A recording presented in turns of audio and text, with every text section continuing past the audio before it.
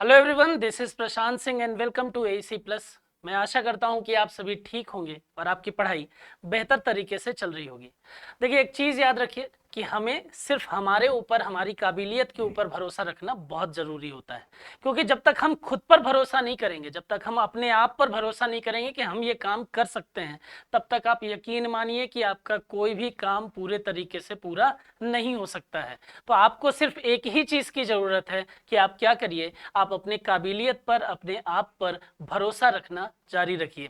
इसी एटीट्यूड, इसी विचारधारा के साथ में आप पढ़ाई जारी रखिए। और आज जो मेरे पास लाइन है वो ये कि जो अपने कदमों की काबिलियत पर विश्वास रखते हैं वही अक्सर मंजिल तक पहुंचने में सफल होते हैं। तो आप बस भरोसा रखिए अपने ऊपर कि मैं ये काम कर सकता हूं और वो काम जरूर सफल होगा। बात समझ में आ रही है? चलिए, लास्ट क्लास में मैंने आपसे क्वेश्चन ऑफ द डे पूछा था और वो ये था कि 20 सितंबर को लोगों ने उत्साहपूर्वक नुआखाई त्योहार जो है वो मनाया है।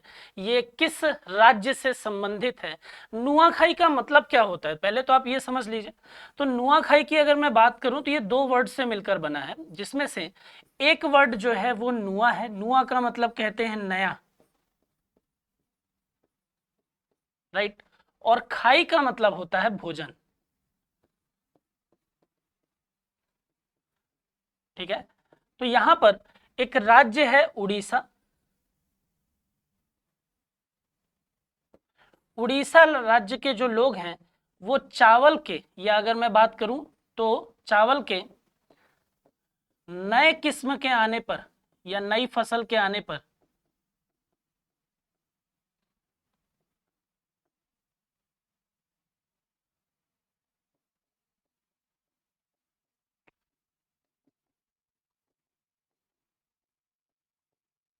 ये त्योहार जो है वो मनाते हैं। बात समझ में आ रही है? तो उड़ीसा राज्य से ये संबंधित है और चावल की नई फसल या नए किस्म जो है जब वो आती है, चावल की कटाई होती है, तो उस टाइम ड्यूरेशन पर यहाँ उड़ीसा में नुआखाई त्योहार जो है वो मनाया जाता है। बात समझ में आ रही है? चलिए, क्वेश्चन नंबर 1 की हम बात करते हैं। फर्स्ट क्वेश्चन को देखते हैं और देखते हैं हमारे बचपन की कुछ यादों को, जहां पर हम चाचा चौधरी और साबू की बात करते थे। आपने ये लाइन तो सुनी होगी कि चाचा चौधरी का दिमाग जो है वो कंप्यूटर से भी तेज चलता था। आज वही कंप्यूटर से तेज चलने वाले चाचा चौधरी के लिए एक क्वेश्चन, एक नए सिरे से चीजें जो हैं वो दिखाई दे रही। क्या है, आइए देख लेते हैं कि comic book Chacha Chaudhary and election Dangal has been launched through a collaborative effort between Pran comics. किस कॉमिक्स का ये पार्ट थे? तो ये प्राण कॉमिक्स का पार्ट थे। And fill in the blank, Pran comics और खाली स्थान के बीच एक सहयोगात्मक प्रयास के माध्यम से एक कॉमिक बुक जिसका टाइटल है चाचा चौधरी और इलेक्शन दंगल लॉन्च किया गया है। तो प्राण कॉमिक्स और किसके कोलैबोरेटिव एफर्ट के माध्यम से ये चीजें की जा रही हैं और क्यों की जा रही हैं, उस पर हम बात करते हैं। देखिए, सबसे पहले तो ये देखिए, नाम क्या है इसका? चाचा चौधरी और election Dangal.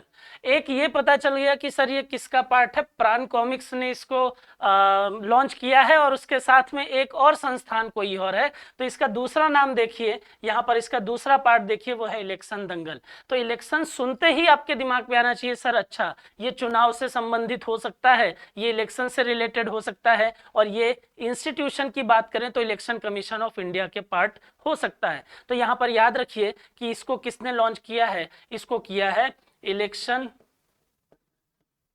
Commission of India and प्राण कॉमिक्स ने।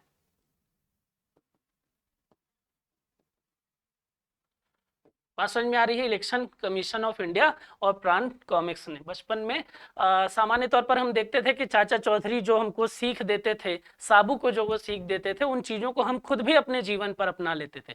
काफी पॉपुलर हुई थी ये कॉमिक, ठीक है। उसकी पॉपुलरिटी को देखते हुए ही और चुनाव में जो यूथ है, जो यंग लोग हैं, जो नए लोग हैं, उनकी भागीदारी को बढ़ाने के उद्देश्य से इलेक्शन कमीशन ऑफ इंडिया ने प्राण कॉमिक्स के साथ में मिलकर ये लॉन्च किया है। इसके ऑब्जेक्टिव की अगर हम बात करें तो ऑब्जेक्टिव सीधा सा है कि भाई यूथ जो है उसमें प्रमोट करना है, उसमें बढ़ावा देना है। किस चीज का बढ़ावा देना है? अभी रजिस्ट्रेशन के लिए, क्या आप आइए और रजिस्ट्रेशन कराइए, सूचीबद्ध होइए। और रजिस्ट्रेशन के साथ साथ वोटिंग के लिए, कि जब चुनाव होंगे तो उस टाइम ड्यूरेशन पर आप क्या करें, आप वोट भी दें। तो यूथ को प्रमोट करने के लिए, रजिस्ट्रेशन को बढ़ावा देने के लिए और वोटिंग को बढ़ावा देने के लिए ये चीजें की गई हैं। अगर मैं प्राण कॉमिक्स के डायरेक्टर की बात करता हूं तो उसके डायरेक्टर जो हैं वो है निखिल प्राण, और निखिल प्राण के नाम पर ही प्राण कॉमिक्स का नाम पड़ा है। ठीक है, तो इसके अगर आप डायरेक्टर देखते हैं तो इसके डायरेक्टर जो हैं वो हैं निखिल। क्योंकि चर्चा में है तो ये डायरेक्टर भी चर्चा में रहेंगे, तो कहीं इनसे क्वेश्चन आ ना जाए, इसके लिए ये भी आप याद रख सकते हैं। ठीक है, तो ये हमारे चाचा चौधरी और साबू की बात थी। बात समझ में आ रही है। क्वेश्चन नंबर सेकंड की हम बात करते हैं। क्वेश्चन नंबर सेकंड जो है वो बोल रहा है, who officially launched UPAG portal, UPAG portal, www.upag.gov.in, a unified portal for agricultural statistics। पहली चीज तो ये कि ये पोर्टल जो है वो किस चीज से रिलेटेड है, तो ये रिलेटेड है एग्रीकल्चर के स्टैटिस्टिक्स से।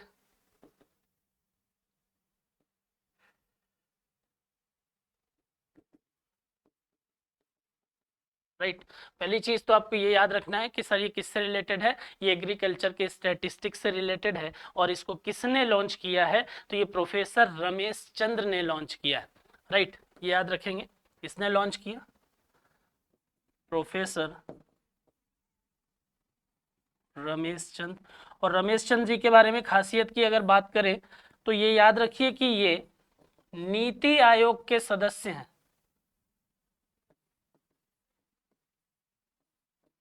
बात समझ में आ रही है, ये किसके सदस्य हैं, ये नीति आयोग के वर्तमान में सदस्य हैं।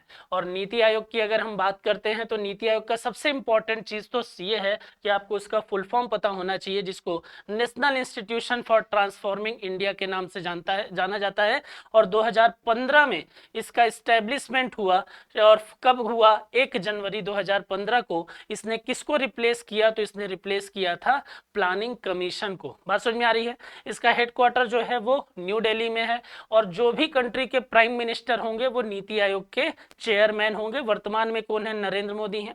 वाइस चेयरमैन वर्तमान में कौन है, सुमन बेरी हैं। और सीईओ वर्तमान में कौन है, तो BVR सुब्रमण्यम जो हैं वो नीति आयोग के वर्तमान में सीईओ हैं।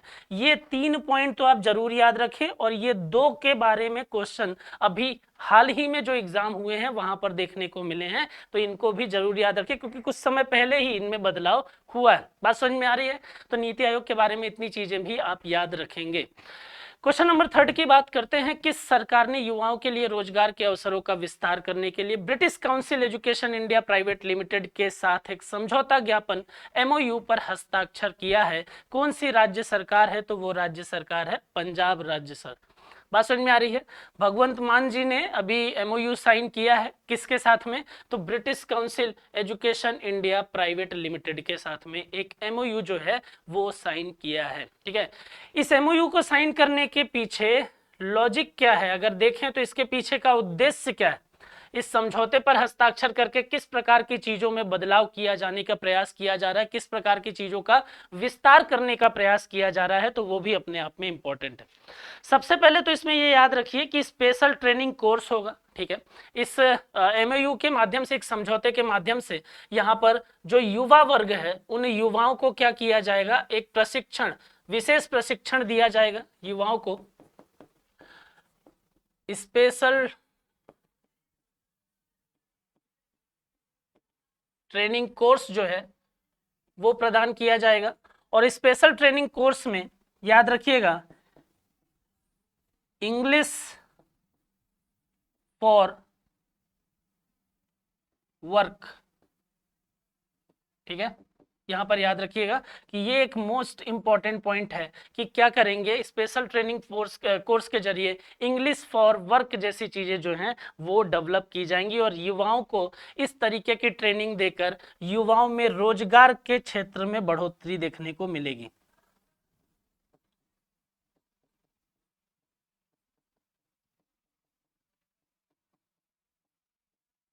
रोजगार को बढ़ावा मिलेगा। बात समझ में आ रही है। तो इस एमओयू के जरिए क्या होगा, इंग्लिश फॉर वर्क जो होगा और युवाओं में रोजगार को बढ़ावा मिलेगा, किसके जरिए, स्पेशल ट्रेनिंग कोर्स के जरिए। इंग्लिश फॉर वर्क की अगर हम बात करें तो किस तरीके का होगा, तो इंग्लिश फॉर वर्क जो है उसमें दो चीजें, दो सम्मिलित रूप आपको दिखाई देंगे। एक आपको दिखाई देगा ऑनलाइन और दूसरा फ्लिप्ड कोर्स।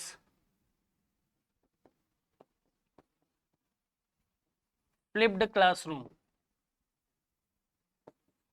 प्रोग्राम जो है वो भी आपको दिखेगा, इसमें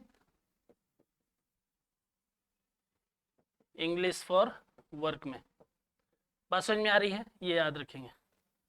क्लियर है, चलिए तो याद रखिएगा किसने इस एमओयू पर साइन किया है, पंजाब सरकार ने इस एमओयू पर साइन किया है। ठीक है, चलिए क्वेश्चन नंबर 4 की बात करते हैं। महाकुंभ ऑफ दिव्यांगजन held for the first time in which city which area. यहाँ पर अगर आप देखिए तो दिव्यांगजनों का महाकुंभ पहली बार कहाँ पर आयोजित हुआ है, ये हमारा क्वेश्चन है। तो अगर आप अभी न्यूज से जुड़े होंगे तो आपने देखा होगा कि हाल ही में दिव्यांगजनों का जो महाकुंभ आयोजित किया गया है वो कहाँ पर किया गया है, वो वाराणसी में, वो बनारस में किया गया है। बात समझ में आ रही है। और इसका आयोजन जो है वो कौन कर रहा है, तो दिव्यांगजन सशक्तिकरण विभाग के द्वारा इसका आयोजन किया गया है। दिव्यांगजन सशक्तिकरण विभाग के द्वारा। बात समझ में आ रही है, दिव्यांगजन सशक्तिकरण विभाग के द्वारा इसका आयोजन किया गया है। कहां पर किया गया है, तो ये बनारस में किया गया है। कब से शुरू हुआ है, तो कब हुआ ये, तो 17 सितंबर 2023 को किया गया। ठीक है, 17 सितंबर 2023 के बाद अगर हम बात करें कि सर इसका मेन ऑब्जेक्टिव क्या है, तो दिव्यांगजनों के सशक्तिकरण के प्रति लोगों को जागरूक करना जो है वो इसका मेन ऑब्जेक्टिव है। कब हुआ, 17 सितंबर 2023 को, और जागरूकता लाने के लिए ये चीजें की गई। बात समझ में आ रही है, तो ये याद रखिएगा कहाँ हुआ है, वो बहुत ज्यादा इंपॉर्टेंट है। तो वो हुआ है वाराणसी में। ठीक है, कब हुआ, तो 17 सितंबर को हुआ। क्लियर है, चलिए क्वेश्चन नंबर 5 की हम बात करते हैं। Recently Obaidul Hasan has been appointed the chief justice of which country. हाल ही में ओबैदुल हसन किस देश के मुख्य न्यायाधीश जो हैं वो बने हैं, तो ओबैदुल हसन हाल ही में जो न्यायाधीश बने हैं वो किस देश के हैं, वो बांग्लादेश के हैं। बात समझ में आ रही है। और बांग्लादेश की जो प्रधानमंत्री थी वो अभी हाल ही में G20 समिट में उन्होंने भी हिस्सा लिया था और मोदी जी के साथ में उनको बातचीत करते हुए भी देखा गया था। बात समझ में आ रही है, तो याद रखिएगा। तो ओबैदुल हसन किस देश के मुख्य न्यायाधीश बने हैं, वो बने हैं बांग्लादेश के। और बांग्लादेश के बारे में अगर हम बात करते तो इसके प्रेसिडेंट जो हैं वो मोहम्मद शहाबुद्दीन हैं और इसकी प्राइम मिनिस्टर जो हैं वो शेख हसीना है। ठीक है, ये भी आप याद रख लीजिए, मोहम्मद शहाबुद्दीन, ये कौन है, ये है प्रेसिडेंट। प्राइम मिनिस्टर कौन है,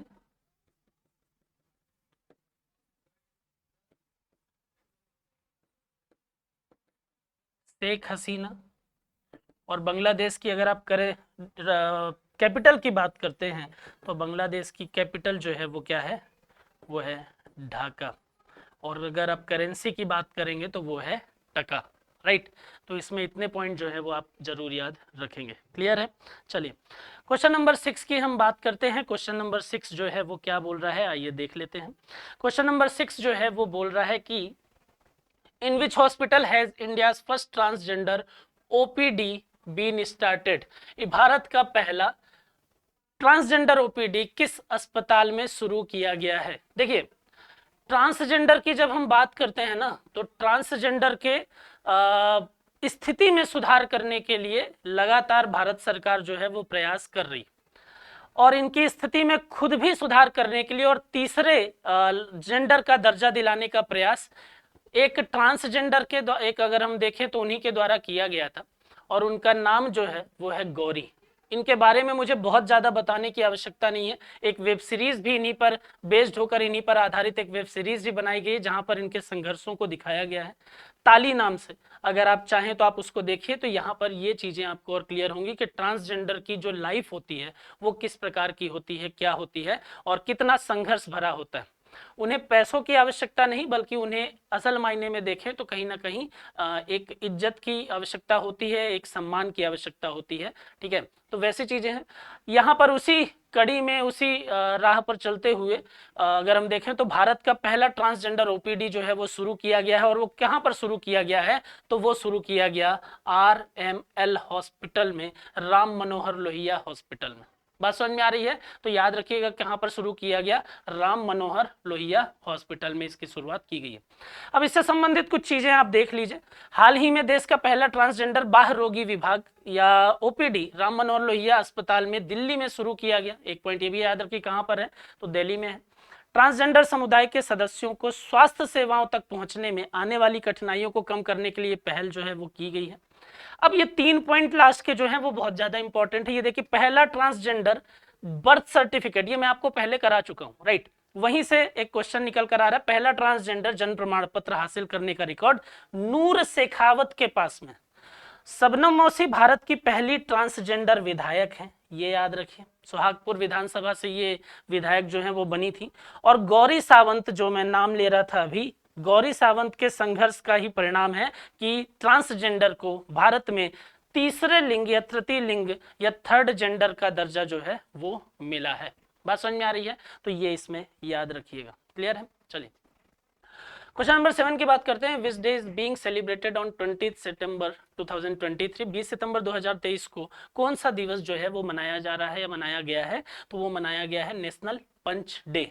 अब नेशनल पंच डे जो है वो आखिर होता क्या है सर? ये पंच कौन सा है सर? पंच वाले पंच हैं, या ये पंच कौन सा है जो गाड़ी आई है वो है, या ये क्या है? तो ये पंच जो है, ये नाम आप याद रखिए कि ये पंच जो है वो 5 को डिनोट करता है। अब ये क्या है? ये एक प्रकार का बेवरेजेस है। ठीक है, यहाँ पर ये क्या है? ये पंच, पंच क्या है? बेवरेजेस है, पेय पदार्थ है, राइट। और ये पेय पदार्थ, इसी पंच को ये नेशनल पंच डे जो है वो क्या किया गया है? डेडिकेटेड किया गया, समर्पित किया गया। अब ये होता क्या है? तो पंच से क्या है, पंच नाम क्यों पड़ा? क्योंकि ये 5 प्रकार के चीजों का मिश्रण है, इसीलिए इसका नाम क्या पड़ गया? पंच पड़ गया। बात समझ में आ रही है? पंच का मतलब होता है 5। बात समझ में आ रही है? क्या क्या चीजें, तो यहां पर देखिए क्या क्या चीजें शामिल हैं। पानी, एल्कोहल, साइट्रस, चीनी और मसाला। ये 5 चीजों से मिलकर एक पेय पदार्थ, एक बेवरेजेस तैयार होता है जिसको हम पंच बोलते हैं। ठीक है, चलिए याद रखिएगा। क्वेश्चन नंबर 19 की हम बात करते हैं। क्वेश्चन नंबर 19 जो है वो बोल रहा है कि in which country is the 19th Asian game taking place. 19वें एशियाई खेल किस देश में हो रहा है? तो ये 23 सितंबर से 8 अक्टूबर के बीच में हो रहा है, चाइना के होंगजू शहर में।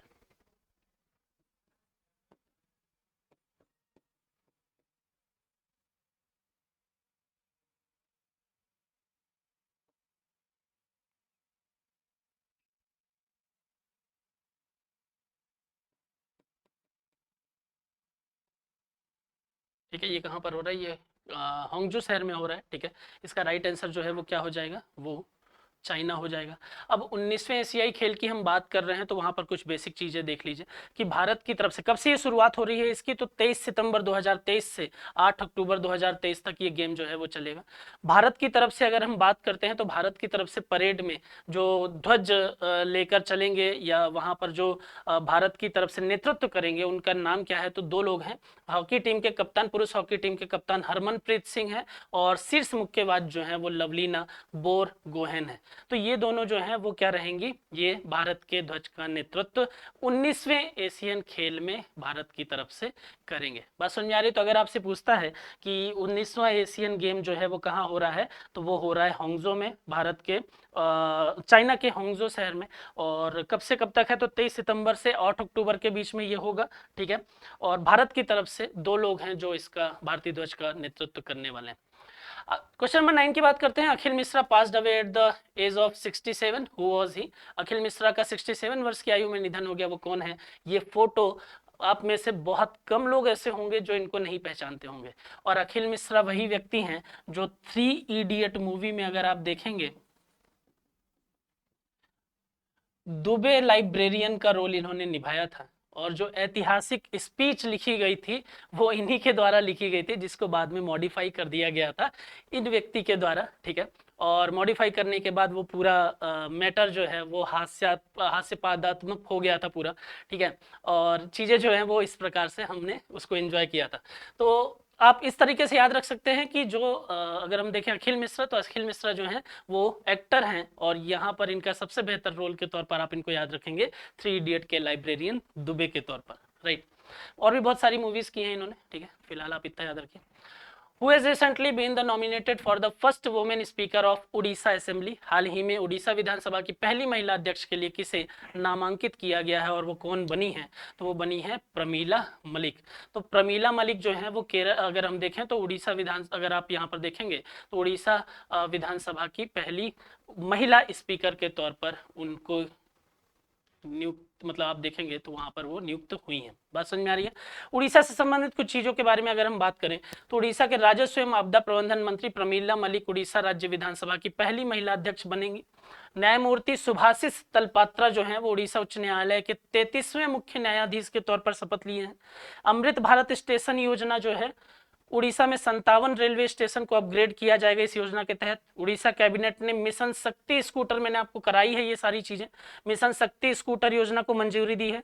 और नवीन पटनायक जो उड़ीसा के सीएम, उनकी अगर हम बात करें तो भारतीय इतिहास में दूसरे सबसे लंबे समय तक मुख्यमंत्री रहने वाले मुख्यमंत्री बन गए हैं। अब आपके लिए क्वेश्चन ये है कि सर पहले कौन है? वर्तमान में अगर हम बात करें तो आज भी पहले पोजीशन पर किनका नाम लिया जाता है जब हम अगर बात करते हैं सबसे लंबे समय तक सीएम के पद पर रहने वाले व्यक्तियों की? तो ये हमारे आज के 10 क्वेश्चन थे। आपके लिए जो क्वेश्चन ऑफ द डे है वो ये कि multiplex association of India has announced to celebrate national cinema day on which date this year? देखिए हर साल नेशनल सिनेमा डे जो है वो डिक्लेयर किया जाता है, और इस दिन अगर हम बात करें तो जो मूवी की टिकट होती है वो थिएटर में बहुत ही कम 100 रुपए के अंडर की हो जाती हैं, ठीक है। तो आप ये तो जानते ही होंगे, और इसको नहीं जानते तो इसको याद करिए, ताकि आपको नॉलेज के साथ साथ थोड़ा सा आपको फाइनेंशियली भी चीज़ें जो हैं वो बेहतर तरीके से देखने को मिले, और मूवी वगैरह देखने जाइए फिर, ठीक है। तो ये आपका क्वेश्चन है, ढूंढिए और फिर कमेंट करके मैसेज करके बताइए। पढ़ाई करते रहिए, खुश रहिए। Thank you so much.